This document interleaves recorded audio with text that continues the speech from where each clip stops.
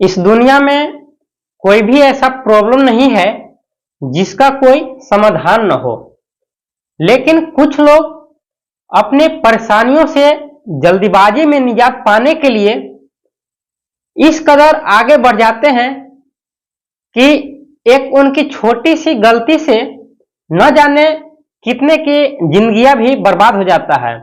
और कभी कभी तो खुद ही अपने पैरों पर कुल्हाड़ी मार लेते हैं। एक युवक ने अपने पत्नी के अवैध संबंध के जताते हुए अपने पिता को ही कुल्हाड़ी से मार करके हत्या कर देता है। जब इस बात की जानकारी जैसे ही सोशल मीडिया पर दूर दूर तक फैलने लगता है तो प्रशासन भी वहां के हैरान हो जाते हैं और सोचने और समझने पर मजबूर हो जाते हैं कि एक अपना ही बेटा ने बाप को कुल्हाड़ी से मारकर कैसे हत्या कर सकता है, और इसका इंजाम को छिपाने के लिए इतना हद तक प्रयास करता है कि इस खामियों को किसी को पता न चल सके। नमस्कार, आदाब, सत श्री अकाल। मेरा नाम रामजी राज। दरअसल मैं बात कर रहा हूं उत्तर प्रदेश का, और इसी उत्तर प्रदेश में एक जिला पड़ता है कौसाम्बी जिला, और कौसाम्बी जिला के अंतर्गत एक थाना पड़ता है पश्चिम सरीरा थाना। और इसी थाना के कुछ दूर के बात है, वहां पे एक गांव है देवरी गांव। देवरी गांव के रहने वाला राम सूरत प्रसाद की 55 वर्ष हो रहे थे, और इनका 2 बच्चे भी हैं। एक का नाम धर्मेंद्र यादव और दूसरे के नाम अंकित यादव। दोनों को काफी खुशहाली तरीके से अपने पिता ने शादी करा देते हैं। मैं बात कर रहा हूं 13 मार्च 2024 के एक घटना हुआ, लेकिन इसका हकीकत जानने के लिए प्रशासन ने सरीरा थाना के एड़ी चोटी लगा देती है। तब जाकर के इसका खुलासा जो हुआ 20 मार्च 2024 को हुआ। मंगलवार का जानकारी हुआ, बुधवार को इसको कस्टडी में लिया गया। इस बात की जानकारी ग्रामीण इलाकों से तरह तरह के बीच में क्वेश्चन प्रक्वेश्चन कर करके पूछा जाता था, लेकिन किसी ने भी सकारात्मक जवाब नहीं दे पाता था।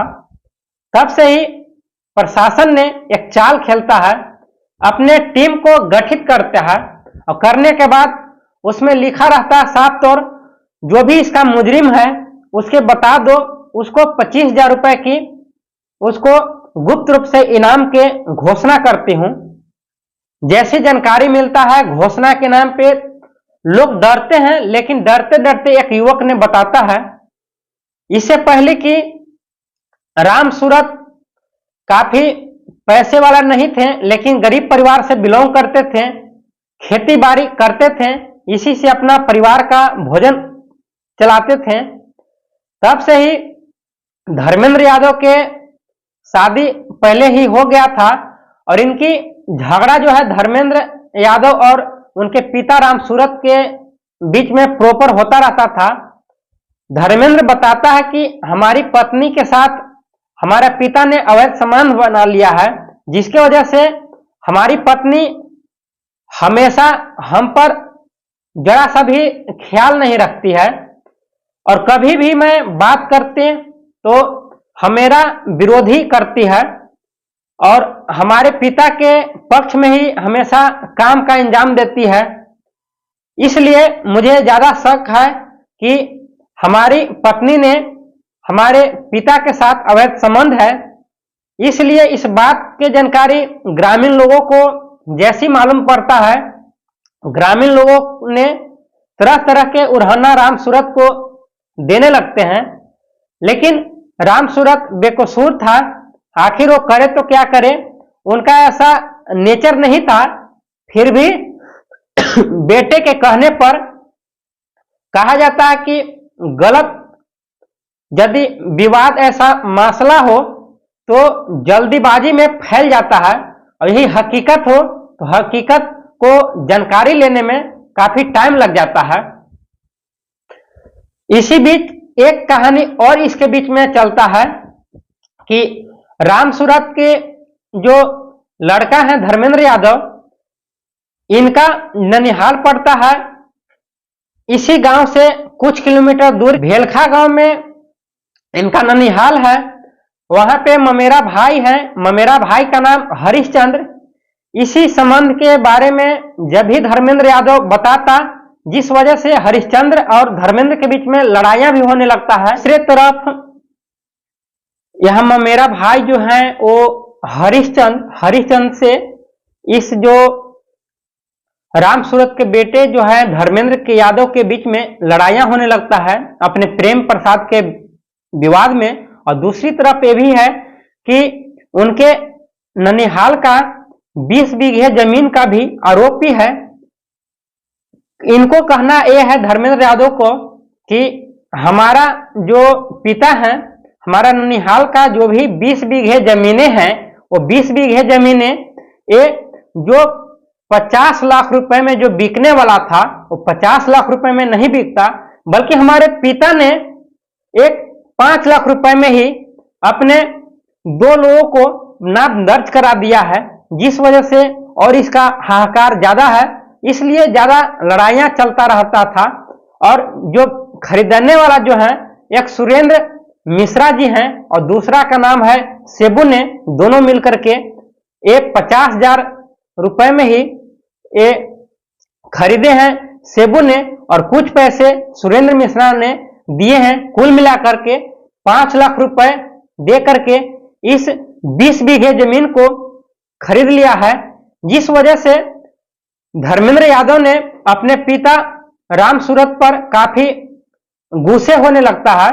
और गुस्से होते होते ये धीरे धीरे इसका कैसे इसका इस हक के लिए अपना जो खेत भी न बिके और इसका खेत जो है अपना धर्मेंद्र यादव के यानी कि मेरे नाम पर हो जाए, जिस वजह से एक चाल खेलता है कि कैसे हो, तो ये यूट्यूब का सहारा लेता है।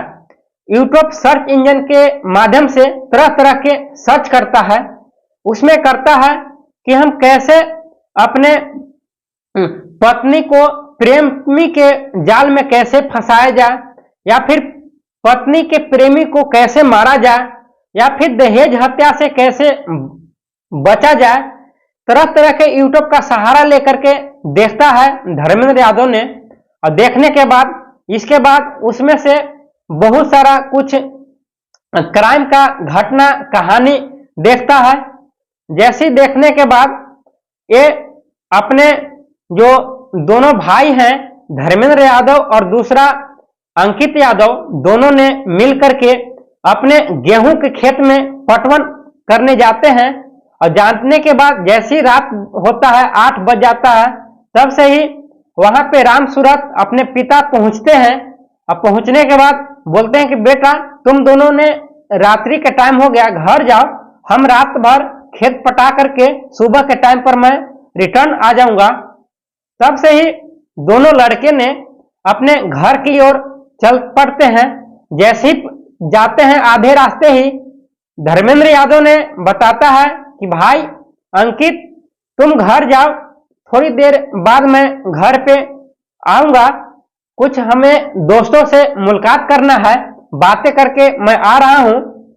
अंकित ने अपने घर तो पहुंच जाता है, लेकिन धर्मेंद्र यादव ने घर में जाकर के रिटर्न हो जाता है और वहां से अपने खेतों के कुछ बगल में ही चुपके से बैठ जाता है।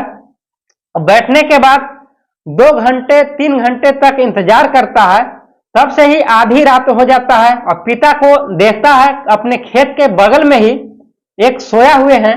तब से ही वहीं पे अपने फवरे जो रखा था उस फवरे को उठा लेता है धर्मेंद्र यादव ने, और उठा करके अपने पिते को जोरदार अपने फवरे के माध्यम से मार करके इसके दांतों के बीचे बीच में फाड़ देता है।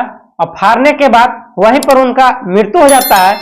लेकिन हैरान कर देने वाली यह है कि इस लाश को कैसे इसको छिपाया जाए, कैसे इसका पता भी किसी को न चले, जिस वजह से धर्मेंद्र यादव ने वहां पे मकान के बगल में एक ईंट पड़ा था, उस ईंट को 2 ईंटें को ला करके उसके मुंह को भी कुचल डालता है और कुचल डालने के बाद वहां से लाश को ठिकाने लगाने के लिए अपने पिता को अपने कम्बल में लपेट करके गेहूं के खेत में फेंक देता है और फेंकने के बाद वहां से फौरन भाग जाता है। जब जैसे ही सुबह होता है, सुबह होने के बाद ग्रामीण इलाकों ने पहुंचते हैं कि आखिर गांव का राम सूरत अभी तक आए नहीं, कहां है।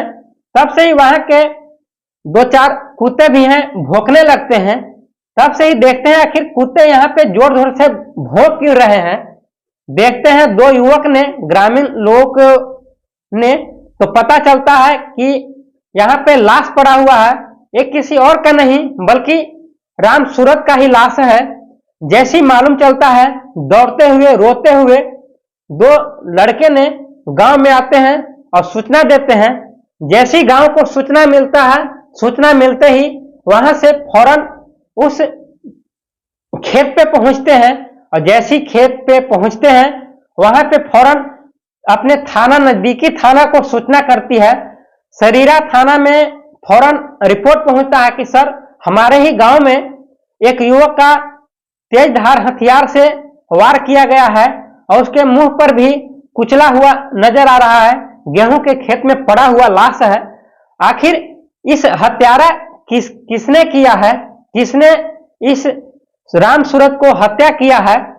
जैसे मालूम चलता है, प्रशासन ने अपने टीम को लेते हुए फौरन अपने इस खेत पे पहुंचता है। उसके मौजूदगी में जितने भी लोग रहते हैं तमाम लोगों से पूछताछ करती है, किसी में भी नहीं बताता है। इसके जो छोटे लड़का है अंकित यादव, उनसे पूछताछ करता है कि बताओ, तुम इस घर के सदस्य हो, जरूर कुछ ना कुछ जानकारी होगा। पता है कि सर मुझे नहीं पता, मैं और हमारा बड़े भाई धर्मेंद्र यादव ने दोनों अपने घर पे रात्रि के टाइम पर ही 10 बजे के टाइम पर आ गया था। 8 बजे वहां से छुट्टी मिला और पिता ही रात के अपने पटवन कर रहे थे और मैंने घर पे आया, लेकिन कौन हत्या किया इसका पता नहीं है। तब से ही इसका हाहाकार मच जाता है। लेकिन अंकित यादव ने बताता है कि हाँ, हमारा भाई वहां से हट गया था, 2 घंटे के बाद ही अपने घर पे आया। जब धर्मेंद्र यादव से पूछताछ किया करते हैं कि बताओ क्या मसला है, कैसे हत्या हुआ, धर्मेंद्र यादव घबरा जाता है कि नहीं, मुझे नहीं पता। काफी में देरी से पूछताछ करने के बाद जब प्रशासन सख्ती से पूछताछ करती है फिर भी नहीं बताता है। बोलता है कि सर मुझे क्या पता, हम और हमारा छोटा भाई के साथ हम लोगों ने घर पे आ गया, फिर रात्रि में क्या हुआ मुझे नहीं पता। तब से ही इसका जानकारी के लिए जब धर्मेंद्र यादव को पूरा सख्ती के साथ पूछताछ करती है प्रशासन ने, तो बताते हैं कि मुझे तो नहीं पता, लेकिन इतना जरूर पता है कि पहले से ही हमारा ममेरा भाई के साथ दुश्मनी था, शायद ममेरा भाई ने ही ऐसा हत्या किया होगा। जब ममेरा भाई जो है हरिश्चंद्र से पूछताछ किया करते हैं तो बोलता है सर मुझे, हम लोग का ये भी नहीं पता है कि खेते में इनका पटवन हो रहा है, कुछ भी नहीं पता है। लेकिन हाँ, कुछ दिन पहले से ही हमारे और धर्मेंद्र यादव के बीच में कुछ लड़ाइयां होता रहता था, इसलिए कि हमारा जो जमीनें हैं 20 बीघा इनके पिता नहीं बेच रहे थे, इसलिए पिता के साथ और हम मेरा साथ काफी झगड़े हुआ था। ये धर्मेंद्र यादव ने मुकदमा दर्ज कराते हैं कि उनके जो हमारे मामा हैं और हमारे मामा के साथ साथ बेटे ने मिल करके हमारे पिता को हत्या किया होगा। जैसी मालूम चलता है दोनों को कस्टडी में तो जरूर लेती है थाना ने, लेकिन एक दिन बीतने के बाद ही धर्मेंद्र यादव ने अपने गांव से फरार हो जाता है। जब जैसे ही फरार होता है, फरार होने के बाद प्रशासन को जैसे ही मालूम चलता है कि आखिर क्या बात है, धर्मेंद्र यादव ने अपने सच्चाई कबूल कर रहा है कि मुझे नहीं पता, लेकिन वो भागा क्यों भागा, इस बात की जानकारी जैसे ही मालूम चलता है थाना ने पूरी जो भी शंका था धर्मेंद्र यादव के ऊपर चला जाता है और इसका छानबीन किया करते हैं। जब छानबीन करने के बाद नहीं पता चलता है, फिर इसका मोबाइल को हिस्ट्री निकाला जाता है। मोबाइल अचानक से इसके घर पे ही छूट जाता है। हिस्ट्री निकालने के बाद मालूम चलता है ये लोकेशन के माध्यम से किए। एक अपने शहर से कुछ दूर की बात है, भगवतपुर गांव में है, वहां पे प्रशासन जाकर के चारों तरफ से उसको घेर लेता है। जैसे ही घेर लेता है, घेरने के बाद प्रशासन ने अपने कस्टडी में लेकर के थाना लाती है। अब पूरी सख्ती से पूछताछ किया करते हैं, बताओ आखिर जुल्म नहीं किया है, हत्या नहीं किया है, तो घर से तुमने भागा क्यों? इस बात की जानकारी जैसे ही ग्रामीण लोगों ने धर्मेंद्र यादव के प्रति टूट पड़ते हैं और प्रशासन ने पूरी शक्ति अपना जब दिखाने लगता है, कहा जाता है कि कितना भी क्राइम शातिर तरीके से किया जाए, लेकिन क्राइम क्राइम होता है। जब प्रशासन अपने खामियों को अंजाम देने में हद तक पार करता है, तो कोई भी कातिल हो, उस कातिल को पूरी तरीके से बयान को खोलने में देरी नहीं लगता है।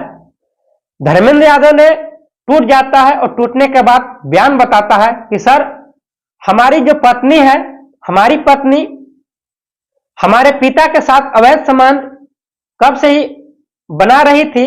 मैंने 2-4 बार मना भी किया, लेकिन हमारी पत्नी ने नहीं मानी। बोलते हैं कि हम लोगों के बीच में कुछ भी नहीं रिश्ता है, लेकिन मैंने आंखों देखा, मैंने देखा हूं, आंखों देखा, मैंने तस्वीरों को देखा हूं, मैं इस तस्वीर को कैसे मैं भुला सकता। जैसी जानकारी मिलता है, और दूसरी बात ये भी बताता है कि पहले से ही इस बात की जानकारी जैसे ही मैंने मामा के यहाँ दिया, तो हमारे मामा के यहाँ ने, भाई और मामा ने मिलकर के हमें मारने के भी धमकी दिया था। और दूसरी बात, इस गुस्से की वजह से हमारी पत्नी ने हमारी ननिहाल का जो भी 20 बीघे जमीनें हैं, हमारे पिताजी ने और हमारी पत्नी ने मिलकर के जो जमीनें 20 बीघा जमीनें 50 लाख रुपए में बिकने वाला था, वो 50 लाख रुपए में नहीं बिकता, बल्कि 5 लाख रुपए में ही बेच करके काम तमाम कर देते हैं। और इसका यदि मैं विरोध कर रहा था, तब से ही हमारा भाई ने भी मना कर रहा था कि बेचने दो, जब उनका जमीन है तो आपको क्या लेना देना। जब उनका ही मामा और मेरा भाई का ही राजी है, तो आपको क्या इसमें लेना देना है। दरअसल उस खेत को बेचने का एक ही जरूरत था, उनके घर में खाने तक भी खर्चे नहीं था। इतने बुरी हालातों में गिर गए थे कि उनको मजबूरन बस जमीनों को बेचना पड़ रहा था। इसका विरोध करते हुए इन्होंने यूट्यूब का सहारा लिया, और यूट्यूब का सहारा लेने के बाद तरह तरह के वीडियो देखे कि कैसे अपनी पत्नी के प्रेमी को मारा जाए, कैसे अपने दहेज के नाम पे हत्या करके इसका काम को अंजाम लोगों तक न पहुंचे, इसका जानकारी तरह तरह के चैनल के माध्यम से जानकारी लिया। और जैसे ही इसका एक सुराग मिला, एक ऐसी जगह पे, इंतमान जगह पे इसका मौका मिला, मौका को देर न करते हुए अपने जो राम सूरत को धर्मेंद्र यादव ने अपने गेहूं के खेतों में छिपा हुआ था धर्मेंद्र यादव, और जैसी राम सूरत को नींद लग जाती है, वहां पे कुल्हाड़ी रहता है और साथ में ही फौरे, लेकिन कुल्हाड़ी से तो नहीं, लेकिन फौरे को उठा करके अपने मुंह पे काट देता है। और जैसे ही बात की जानकारी लोगों को न पहुंचे, इसकी बात को छिपाने के लिए अपने ईंट के माध्यम से मुंह को कुचल डालते हैं। और जैसे ही कुचलने के बाद कमल में ढक करके गेहूं के खेत में फेंक देता है, और फेंकने के बाद वहां से अपने घर पे आ जाता है। जब प्रशासन ने पूरी बात पूछताछ करती है और धर्मेंद्र यादव ने पूरा बात बयान करता है, तब से ही हाहाकार मच जाता है।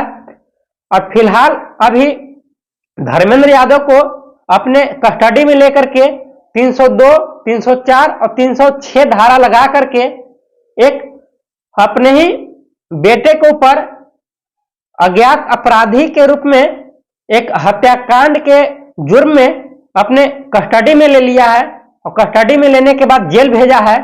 और इस चैनल के माध्यम से आप लोग का क्या राय है, कमेंट बॉक्स में जरूर बताएं कि ऐसे जो क्राइम दिन प्रतिदिन होता जा रहा है, ऐसे क्राइम को कैसे कंट्रोल किया जा सके, और इसमें किसकी गलती है, और इस जो धर्मेंद्र यादव ने कत्ल किया, इसका क्या इंजाम होना चाहिए, आप लोग कमेंट बॉक्स में जरूर बताएं और इस चैनल के माध्यम से दूर दूर तक शेयर करें ताकि ऐसे मुजरिम, ऐसे क्राइम आने वाला समय में न हो। तब से ही काफी अपने ट्विटर पर, अपने फेसबुक के माध्यम से, अपने यूट्यूब के माध्यम से, सोशल मीडिया पर जैसे ही वायरल होता है काफी तरीके से हाहाकार मच जाता है। ये आज से ही ये 20 तारीख के ही टाइम है, 20 मार्च को ही इसका थाना ने अपना पूरी कहानी को बयान किया है। वहां के एसपी होते हैं ब्रिजेश कुमार श्रीवास्तव जी ने बताया कि मुजरिम जो भी है, इस मुजरिम कोई और नहीं बल्कि अपने बेटे ने ही अपने बाप को हत्या किया है और इस हत्या को छिपाने के लिए अपने लड़का ने उस अपने मेरा भाई पर, मामा पर गलत आरोप ठहरा रहा था।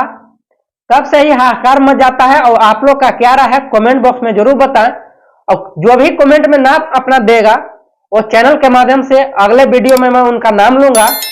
आज के लिए इतना ही। जय हिंद दोस्तों, थैंक यू।